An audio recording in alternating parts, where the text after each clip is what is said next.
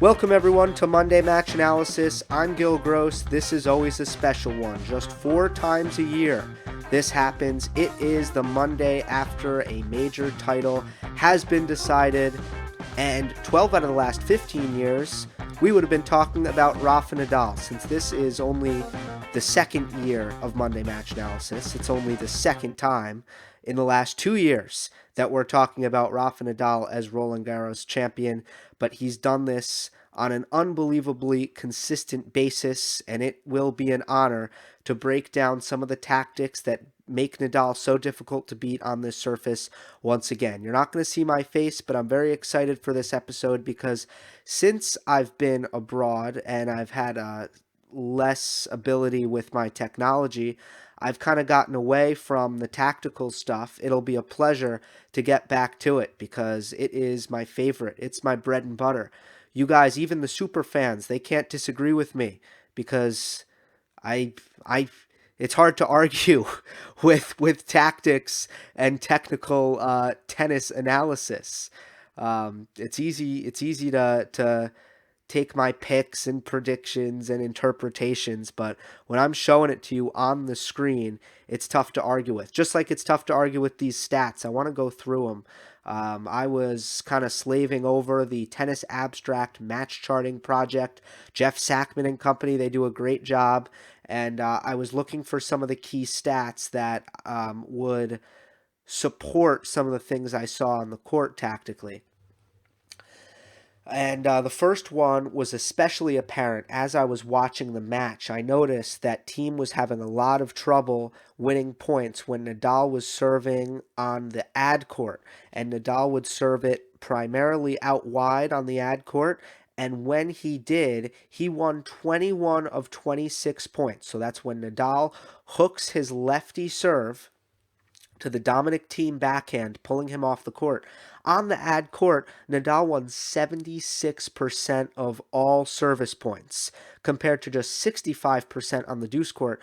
So for Thiem, he actually didn't return too poorly on the deuce court. 65%, which would be 35% for Thiem. That's not that bad a number. It's on the ad court where Thiem did not manage to do damage. So before I go to the other key stats, I want to look at this, both from Nadal's perspective and Thiem's perspective, and I'll start with Rafa. So this is the serve here, and first just notice Dominic Thiem's return position. I'll get more to that, back to that a little bit later. So Nadal hits this serve out wide, and Thiem has to block the return. Now, this is what Carlos Moya has worked with Nadal. This is the Carlos Moya effect. Tony Nadal has been out for about a year now, if I have the timetable right.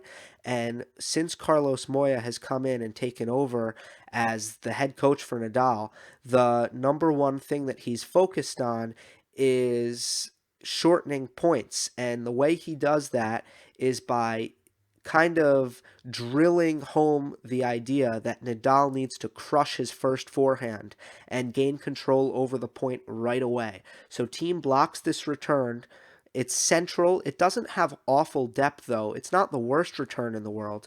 But the way Nadal has this ruthless aggression and such a big forehand, he's going to take advantage. So Nadal rips this. Thiem now on the full stretch, and now Nadal does what he did so well in this match. He comes to the net, and he finishes with the volley. Don't know what happened on that slide, but you see it.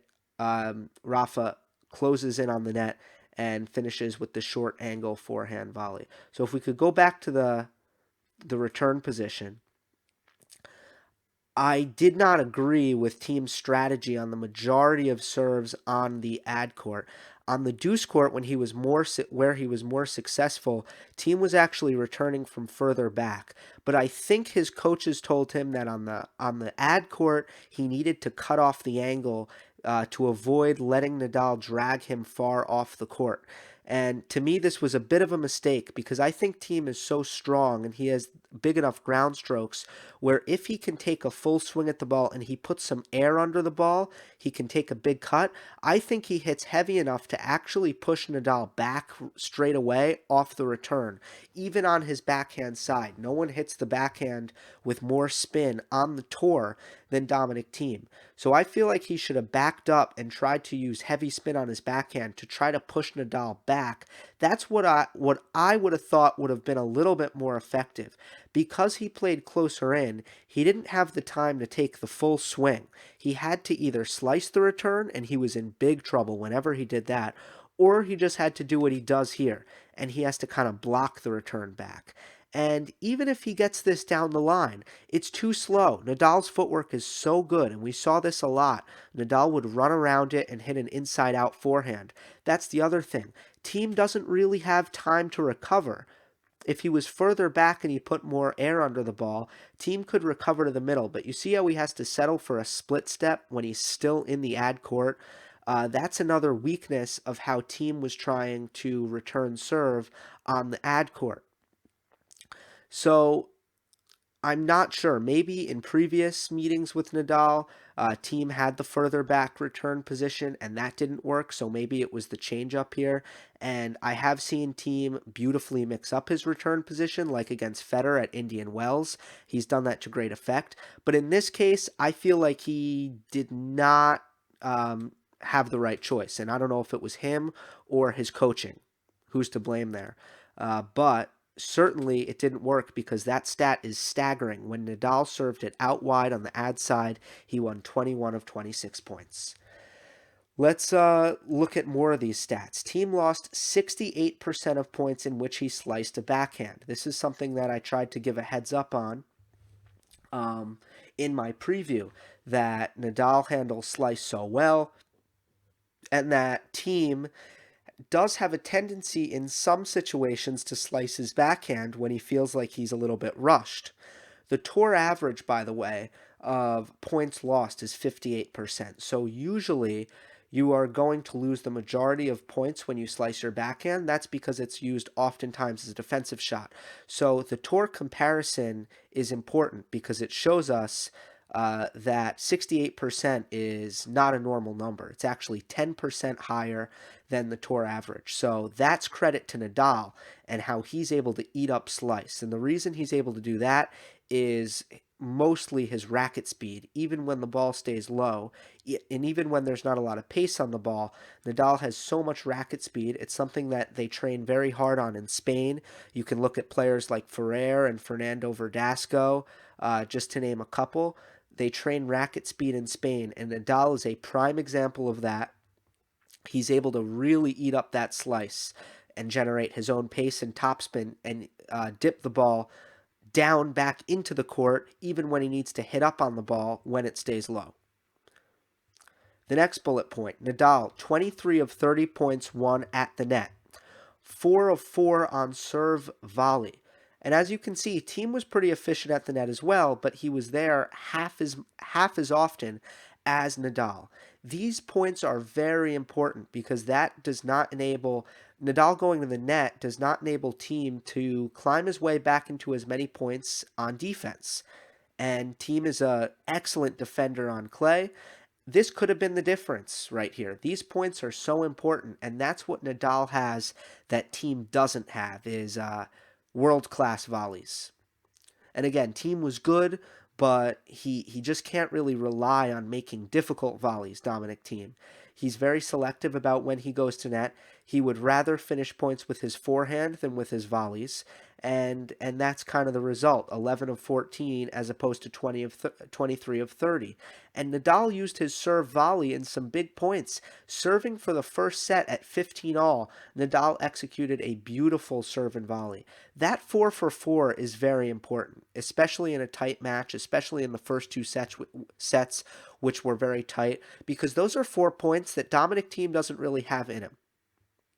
And I'm not trying to pick on Thiem. I'm just trying to kind of explain where the gap lies.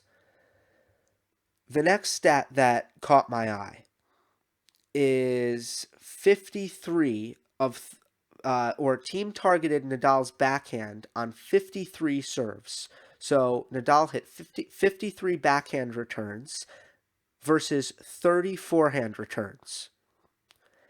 Now, what does that mean? Well, first, let's see if Thiem was effective. Let's see if he was smart. It turns out Thiem was very smart to target Nadal's backhand because Nadal won 57% of points on his forehand return. He won less than 45% of points on his backhand return. So Thiem was actually doing the right thing, targeting Nadal's backhand return based on those stats. However, this means that Nadal took away Dominic Thiem's favorite serve. He likes to kick it up high on the righty backhand. So on the deuce side, that's kick up the tee. On the ad side, that's kick out wide. That's Dominic Thiem's favorite serve. That's his best serve. It's a serve that would be a nightmare for so many players and is a nightmare for so many players. It was difficult for even Djokovic, who has a great double-handed backhand return. But against a player like, I don't know, let's go through the top 10. Against a player like Goffin or Nishikori, or if he were to play David Ferrer on clay, I mean, that is an absolute nightmare shot. And those are all players who play decent on the rise. Against a guy like, I don't know. I mean, the point is, I mean, it's his favorite serve. And what does he have to do against Nadal? He has to go away from it because it's right into Nadal's forehand, and Nadal plays so far back that it's impossible to kick it over his head. Yet his forehand is so heavy that Thiem can't take advantage of Nadal's return position being far back. In fact, even if Nadal's hitting a forehand return from the back fence, it's heavy enough that he can push Thiem back, and he did that.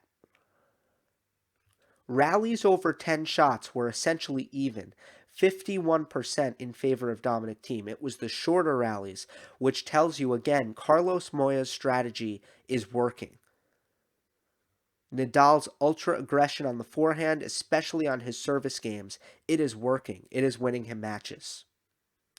And that's kind of a summary of the stats, complemented by explanations, because stats alone don't tell a story. But once you start connecting stats to tactical patterns on the court, that's where you can start to understand what happened in this match to at a really high level. Excuse me, I'm just going to take a sip of water. Now, the next thing I want to look at is Nadal's backhand. So I'm just going to skip ahead. I thought Nadal's backhand was so good in this match, and it's something that I just kind of want to give a little bit of love to in general. It's not really specific to Dominic Thiem because his backhand has played a role in so many of his wins over the clay court season. It played a big role in his semifinal win over Roger Federer. It played a big role in Rome against Novak Djokovic. And I'll try to mention that match in Rome as I go through talking about his backhand because that's something that you guys were asking of me. If Djokovic did play Nadal in the final, I would have tried to explain this a little bit better. So the first backhand you're going to see here is actually a backhand return. And I just talked about how Nadal's heavy topspin is able to push Thiem back, especially on his backhand. So this is a loopy backhand down the line from Nadal. It's such an interesting shot, but it's a shot that I saw a lot this clay court season. And this was actually the shot that I think gave Djokovic tons of trouble in Rome because it generally sets up Nadal's forehand beautifully. So look at this shot. Look at the net clearance.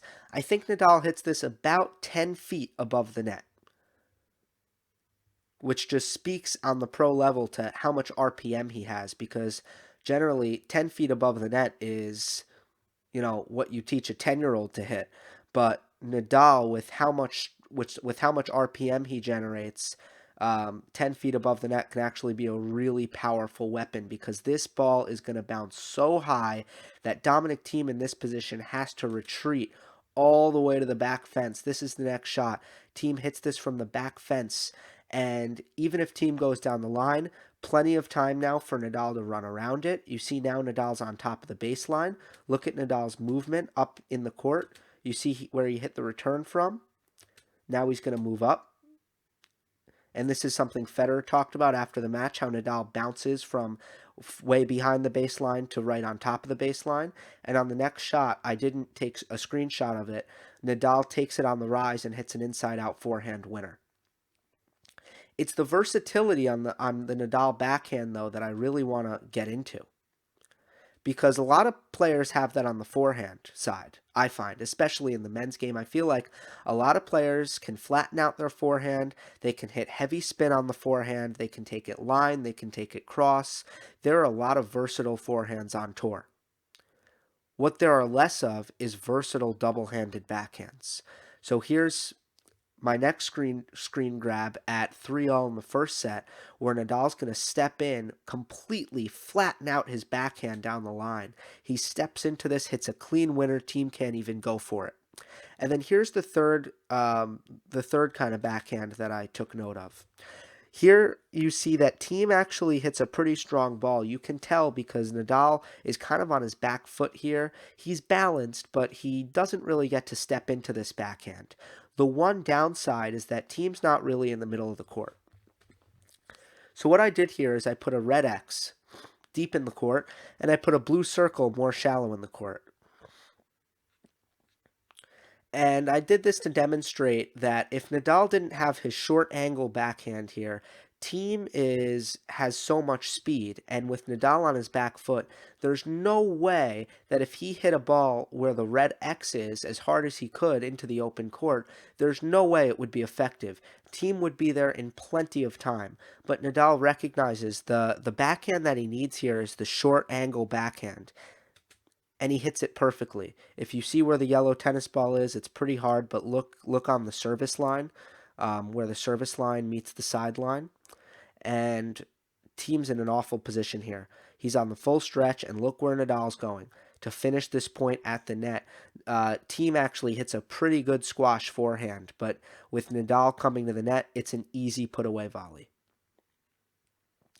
So that's all I got on the tactical side of things. Now I'm going to open it up to your questions. We're at the 17-minute mark.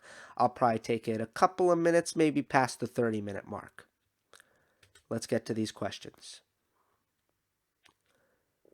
Vanch Vermani, how would you rate both Thiem and Nadal's chances at Wimbledon? How does Thiem try to adapt his clay court / slow hard court game to faster surfaces? What adjustments does he need to make to challenge for titles and become a more consistent all-court player? So I would say that Nadal's chances are a lot better than Thiem's chances at Wimbledon, due to kind of Nadal's ability to keep it a little bit shorter, keep his strokes a little bit shorter. He can flatten it out a little bit better than Thiem. His backhand is better on grass than Thiem's backhand. I expect Thiem to use a lot of slice backhand actually on the grass, because his slice is much improved, and that should help him on the grass compared to years past. But all in all, the grass kind of neutralizes Thiem's power a lot more than it neutralizes Nadal's power. Nadal's got a much better net game than Thiem. You saw him use the serve volley, Nadal, against Del Potro at Wimbledon. You saw him really win that match at the net. He would have lost to Del Potro at Wimbledon if he didn't have world-class volleys. Because he's got such a great net game, he beat Del Potro. What would Thiem have done in that position? He would have lost the match. If Thiem is getting out-dueled from the baseline, well, he's probably going to lose the match. Thiem's best serve, the kick serve, the grass really doesn't do it any good. He doesn't get the benefit of the high bounce. And that's true for both of Thiem's ground strokes, too. Nadal's just a little bit better at flattening it out. But the adjustments that Thiem needs to make, mostly it's his return that holds him back on grass. I know I just mentioned a lot of things, but also his return, which has improved this year. It's tough for him on grass. It's tough for him to return as effectively as he would like. With that being said, he's a much better player this year.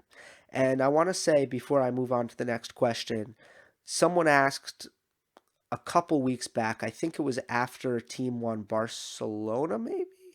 Did Thiem even win Barcelona? I mean, look at this. My memory is fading. It was 2 months ago. Fanini won Monte Carlo. I think Thiem won Barcelona. Um, Someone asked, what is it about Thiem that is so much better this year? And I don't know if I was really able to answer it at that time, but now I think I have the answer, and it's consistency and keeping the unforced errors down. But it's interesting when Thiem goes wrong, you can see he's going for too much. He is overhitting. So I actually think the next level for Thiem is learning to suffer a little bit more on the tennis court. If you look at some of the great matches that a Murray or a Djokovic or kind of the Nadal of old has won, it has required great physical pain because at no point have they been desperate to try to end points faster than it is appropriate. The way Thiem played in the first set in the beginning against Nadal is the way he is going to need to learn how to play over the course of an entire match. And guess what? That's going to be brutal on his body. That is going to be painful for him. But we've seen it with the big four, with these great champions. A little bit less so Federer because he likes to keep things shorter and less physical. But I mean, sometimes no pain, no gain. And Thiem gets into stages where he's overhitting and trying to end points with his power too fast. He can be consistent now. He has the ability to be consistent, but sometimes he needs to dig in and let his consistency do the work instead of his power. And it's gonna hurt, but he's gonna need to suffer through that.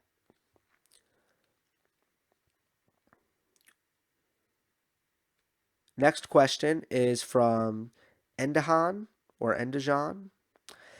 Since we didn't get to hear a Novak versus Rafa preview, I'd still like to hear what your thoughts were in regards to your prediction, Novak winning in 5 sets. In retrospect, would you have still picked Novak to win, assuming he got past Thiem, and why or why not? Thanks.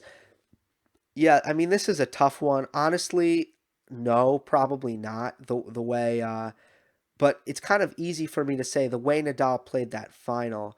Um, I would have had to think about it. I would have obviously leaned towards keeping my pick because I sometimes I hedge my pick and I change it mid-tournament, but I try not to get into a habit of really doing that all the time. You know, I really do think that it would have been a good match as long as Djokovic was physically up to the task and fully motivated, because I mean we saw him get fed up with the conditions. So would he have went into Sunday with a bit of that kind of, I don't know, resentment towards the tournament organizers? Because that would not have been good if he did for his chances. Um, Ultimately, here's what I'm going to say about this. We see him on this surface have a pretty relevant issue when he plays the Dominic Thiems and Rafa Nadals of the world, and that is he doesn't really have the big forehand to hit through the court in in kind of more neutral positions. And I think I may have fell into a mistake of seeing how he was hitting his forehand in Madrid and Rome and seeing him kind of hit his forehand through the court. And to me, that was kind of mostly what I needed. I thought that he could have a mental edge. I think he's incredibly consistent and he's defending at a higher level than Nadal at this point in his career. Um, and with all that kind of being said, especially the nerve factor in the fifth set of a final, I was thinking that this was possibly Novak's year. But the more I watched tennis in French Open conditions, and the more I watched Thiem play Djokovic, regardless of which way that match was going to go, because that could have went Djokovic's way, that could have went Thiem's way. But I was just thinking, Thiem and Nadal and Wawrinka can hurt Djokovic in positions where Djokovic can't hurt them. That is only really true on this surface. And Madrid and Rome are a little bit different, and maybe it kind of skewed my view on that. So I might have stuck with my pick with Novak, but I certainly wouldn't have been very confident. And that's, I think, the most honest answer I can give you guys. Jose Moreno, Wimbledon power rankings. Okay, I won't have a full power rankings prepped for you guys, but I will kind of do it off the top of my head. It's different from clay because on clay, the big players are Nadal, Djokovic, and Thiem. On grass, Federer enters the thick of that conversation. I think Nadal, with his evolved game and his evolution, I think he is officially going to be contending at Wimbledon as long as he's healthy. And obviously, Djokovic, the defending champ, no one defends on grass like Djokovic, and the low bounce is great for him. The way he returns on this surface, where most players are able to get so many free points off their serve, and Djokovic is able to neutralize serve on grass. The way he's able to use his depth on grass, Djokovic has. I mean, he's a tremendous grass player. So I think the big three are kind of squarely in that conversation. I think Del Potro will be very dangerous once again. Not that Del Potro isn't a good clay court player. He is, but I'd say surely he's a better grass player with the way he can kind of. I mean, his flat forehand is. I mean that's tough. That's a lot tougher to deal with on grass than it is clay.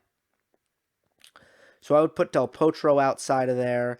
The people who really kind of fall off from grass is Wawrinka, Dominic Thiem. Um, let's see, a lot of the younger players who are still kind of learning how to move on grass, maybe. And I might be forgetting people. Chilich is kind of what in the past, like he's been a factor, and this year he's fallen off. So that's kind of interesting because on grass, Chilich has usually been a big threat.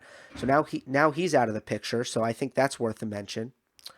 Medvedev, as for the young guns, Medvedev and Tsitsipas both have a lot of the assets to play good grass court tennis.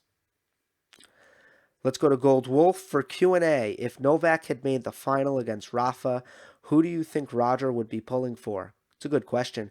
Rafa, who has been Roger's thorn in his side, but Roger has a better relationship with, or Novak, who has publicly said he is aiming to take down Roger's record and who Roger has less of a good relationship with. So I agree with Gold Wolf, first of all, on his premise, where I think Federer likes Nadal a lot more than Djokovic. In fact, I really don't think Federer likes Djokovic very much. Is if you're going to ask me honestly, um, so I think that he would be pulling for Rafa because once he's at, I don't think it's hard to say like who's a bigger threat to Federer's major title record. And by the way, Nadal is at 18. That's the closest it's been since 2004 when Federer had 2 and Nadal had 0. So Nadal closing in on that record. I don't think Federer has a clear answer in his mind and who's a bigger threat to overtake his record. It's kind of arguable either way. Because of that, even if he cares about his record, which I don't know exactly how much he does, I'm sure he does to a certain extent. I'm sure he would rather Nadal. I'm sure he'd be pulling for Nadal, who he likes a bit better. Not sure why this comment was so high. I guess because I replied to it. Will you be going on with Jeff Salzenstein? Yeah. The lives will resume after Wimbledon. Bob asks, what did you think of how Roland Garros sabotaged Novak so Rafa has an easy win in final instead of being destroyed like at the Australian? So here's an interesting question. My goodness. Uh, I don't really see how they sabotaged Novak. If anything, I don't think Djokovic was in a very good position to win the match on Friday against Thiem, where he was down a break in the third set, but just mentally wasn't with it. He wasn't there. So the fact that that match got suspended and he got to come in the next day with a fresh mindset and a better mindset at that, I think that helped Novak. And in terms of draws, I mean, look, uh, until someone gives me really, really good evidence that draws aren't completely random, I mean, you guys need to stop complaining about draws. It is what it is. Or you can complain. I mean, who's to tell you you can't complain? But basically, it's an empty complaint. Nothing can possibly happen about luck of the draw. Paranoid Android. Which surface do you think Tsitsipas will have the most success at in his career? This is I really like this question a lot. Um, I think the answer would be a slow hard court like the U.S. Open. I don't think he's elite enough defensively to ever become a. I don't think it would be clay because of that, because he's not elite defensively. I don't really think it would be grass because Tsitsipas he it could be grass by the way, but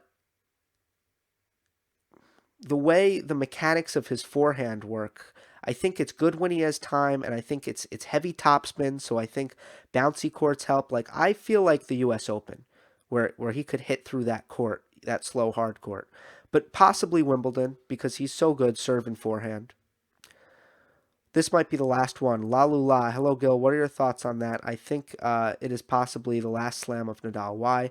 His margin is decreasing on clay. It is very close this year because he has won just Rome. On hard, he has an autonomy of 5 matches before being injured. On grass, he has to have a good draw in order to go far. So for me, it is possibly his last French and his last slam. What do you think? Thanks. Obviously, you never know, but I would say it's unlikely, highly unlikely, that this is his last slam. I think it's important to point out that Nadal's game is evolving. So maybe his margin is decreasing on clay, but that doesn't mean he's not getting better on grass or better on fast hard courts with his improved, I feel like his hands just keep getting better and better and better. He's got some of the best hands in tennis.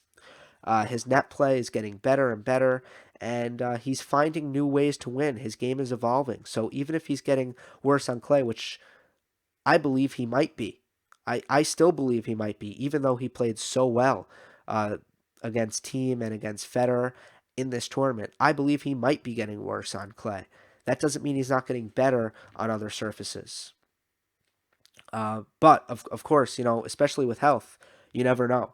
That's why you need to appreciate every slam that you win if you're a Nadal and if you're a Nadal fan.